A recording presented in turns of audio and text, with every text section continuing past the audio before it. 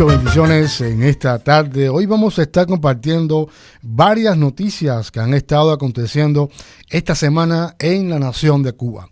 Comenzamos con el nuevo Código de Familias en Cuba ya es ley.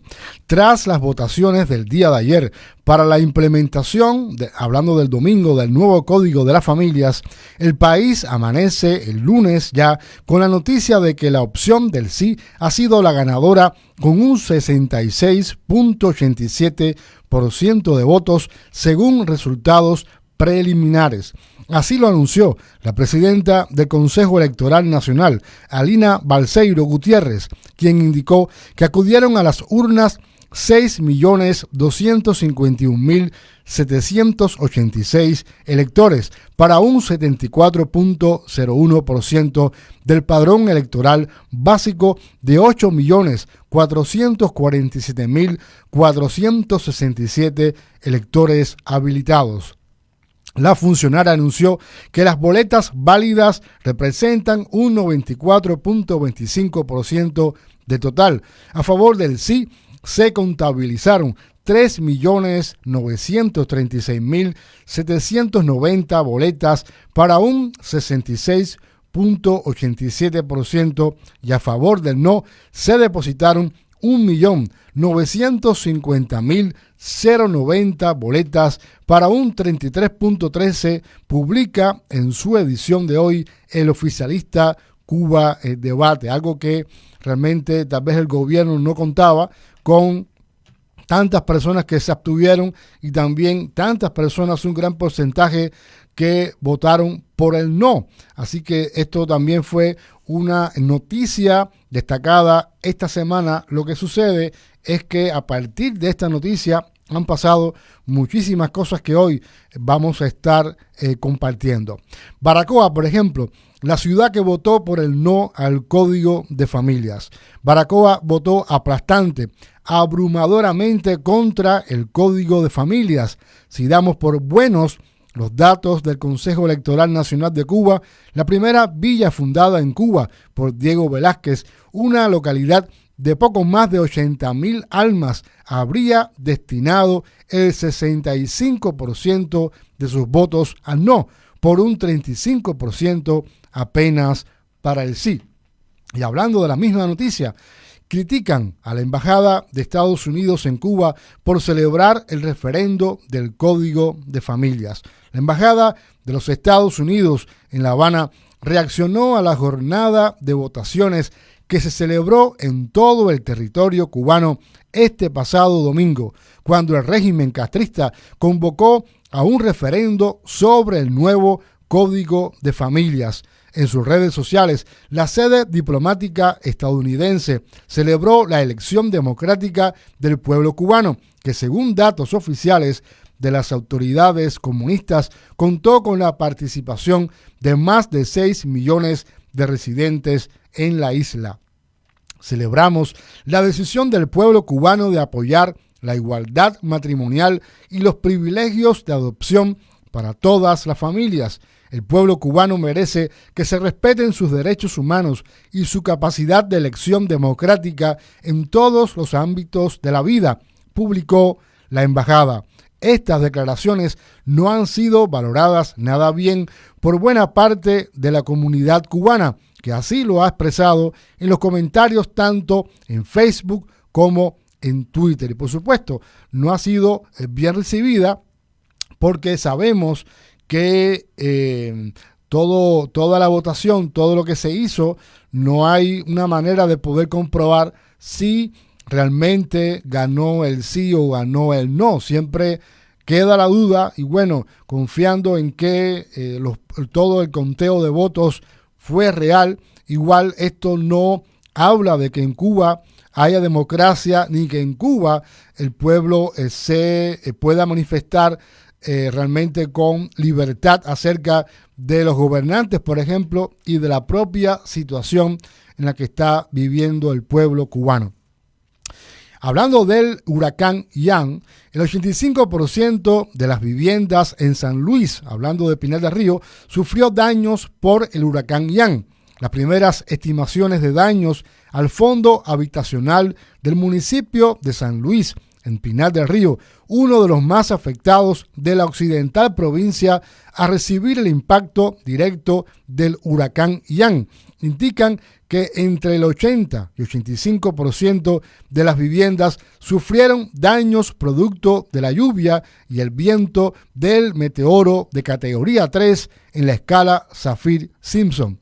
De acuerdo con las autoridades del Consejo de Defensa Municipal, otro de los efectos nocivos del ciclón fue sobre la infraestructura tabacalera, que quedó totalmente devastada. Las recogidas de tabaco, que generalmente son de madera y guano, fueron las primeras en ceder ante la fuerza de los vientos. Más noticias acerca de nuestra isla. Guardia Costera encuentra cadáver del balsero cubano. El cadáver de un migrante cubano desaparecido en un naufragio esta semana cerca de los Cayos de la Florida fue encontrado por la Guardia Costera de los Estados Unidos. Los equipos todavía están buscando a 17 personas desaparecidas. Y hablando de todo lo que está sucediendo actualmente en la isla, hablando de que después del paso del huracán, pues la isla prácticamente quedó sin corriente. El popular humorista cubano Ulises Toirac escribió en las redes sociales: mi percepción de la realidad no se modifica por consignas. Yo no quiero un país que intente convertir cada revés en victoria. Quiero un país en que ni siquiera haya que cantar victoria. Y es que normalmente el gobierno cubano siempre tiene el mismo discurso ante estos eventos catastróficos, sobre todo los que han estado aconteciendo en la última década. Siempre hay un mismo discurso que al final, por supuesto, no resuelve absolutamente nada. Embajada de Estados Unidos confirma jornada de protestas y corte masivo de Internet. La Embajada de Estados Unidos en Cuba confirmó al filo de la medianoche de este 29 de septiembre que el pueblo cubano estaba protagonizando una jornada de protestas antigubernamentales y el régimen comunista cortó el acceso a Internet para impedir que los ciudadanos se comunicaran y poder iniciar a la represión contra los manifestantes. Desde horas de la tarde, en varios sitios de la capital cubana comenzaron las protestas pacíficas y cacerolazos para exigir el regreso de la corriente eléctrica tras un apagón que ya se extendía entre 48 y 72 horas en algunos casos. Y también llama la atención un artista muy conocido dentro de Cuba que en sus redes sociales, en Facebook, hizo una directa y dijo esto: ya esto es para que me vengan a buscar. Fueron las palabras con las que inició un video en redes sociales el actor cubano Ulick.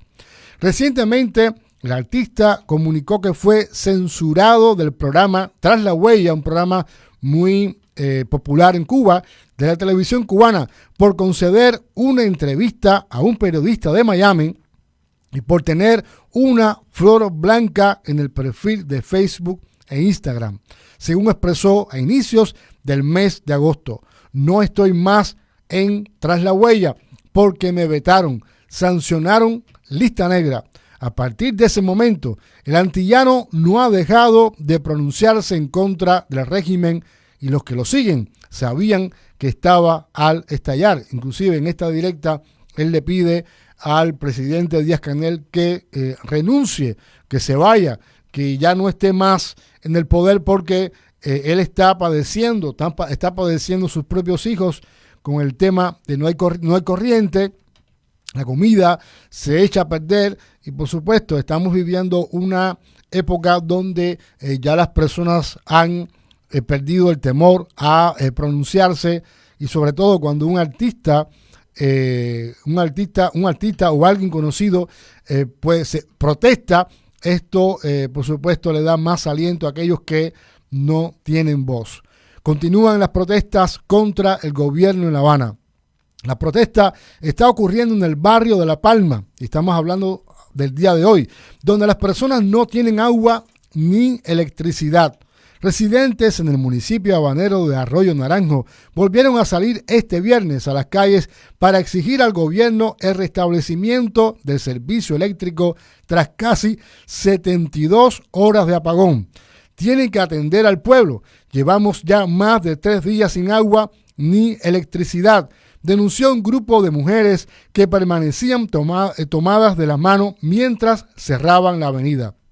Las manifestaciones en la capital de la isla comenzaron desde el jueves en municipios como El Cerro, La Habana Vieja, El Vedado, Arroyo Naranjo y San Miguel del Padrón. Los cubanos piden que se restablezca el servicio de electricidad luego de que el martes el sistema eléctrico nacional colapsara y dejara a la nación caribeña completamente a oscuras.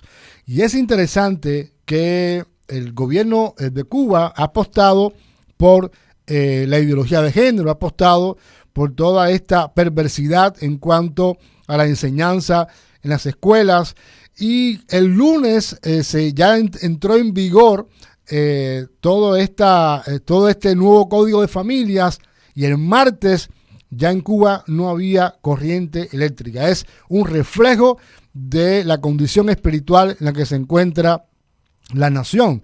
Cuando nosotros nos levantamos contra Dios, de alguna manera eso se va a hacer evidente en la vida real, así que no hay otra cosa en Cuba que buscar al Señor y poner a Cristo como el único Salvador y el único que puede cambiar la realidad en esta nación tan hermosa que lamentablemente cada día se destruye más y más.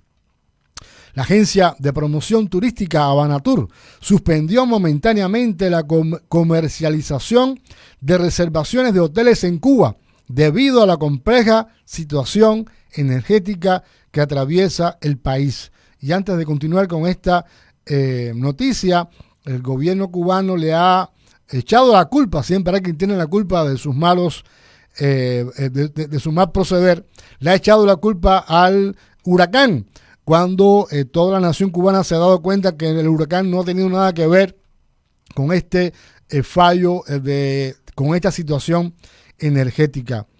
La noticia continúa: debido a la compleja situación eléctrico-energética actual, se suspenden las entradas en los hoteles del Polo hasta nuevo aviso, ya que no será posible ofrecer un servicio de calidad. Así lo dio a conocer el Fidel Pérez Álvarez, especialista comercial en Habanatur, desde el canal en Telegram de ofertas turísticas en Holguín y Las Tunas. Como si fuera poco, ha habido un gran debate en las redes sociales con el tema de quiénes van a integrar, qué peloteros van a integrar el equipo al Clásico Mundial. Esto se ha debatido muchísimo, sobre todo por la gran parte de peloteros que tienen todo el potencial, que están llegando a los Estados Unidos constantemente para buscar entrar a las grandes ligas. Así que el gobierno cubano ha estado tratando, entre comillas, de quedar bien, de poder llevar un equipo competitivo a Clásico Mundial, porque todos los últimos eventos que han estado participando, Cuba ha perdido con todos, literalmente. Y todos los cubanos sabemos que el béisbol es algo que se lleva en las venas, es algo que tiene que ver con nuestra idiosincrasia, es el pasatiempo nacional. Así que esto es algo muy importante para nosotros, pero el gobierno decide, por lo mismo, decide que es más importante la política, que es más importante aquellos que están a favor de ellos que el propio juego de béisbol. Así que el comisionado de béisbol aboga por armar un equipo Cuba competitivo, entre comillas, pero preponderará el compromiso revolucionario por encima del talento deportivo. Aquí vemos otra vez que el gobierno realmente no pone una. Los peloteros cubanos que viven y juegan en el extranjero serán llamados a integrar el equipo Cuba, que se conformará para asistir al venidero Clásico Mundial de Béisbol, pero antes deben demostrar su actitud positiva hacia nuestra bandera, la nación. Estaba hablando no realmente de la bandera y nación, sino al régimen, declaró el comisionado nacional de la disciplina, Juan Reinaldo Pérez Pardo. Así que si usted, el pelotero que quiera participar en el equipo Cuba del Clásico Mundial, debe someterse a las exigencias de la dictadura. Así que estas han sido las noticias en esta tarde y regresamos en un momento con la reflexión.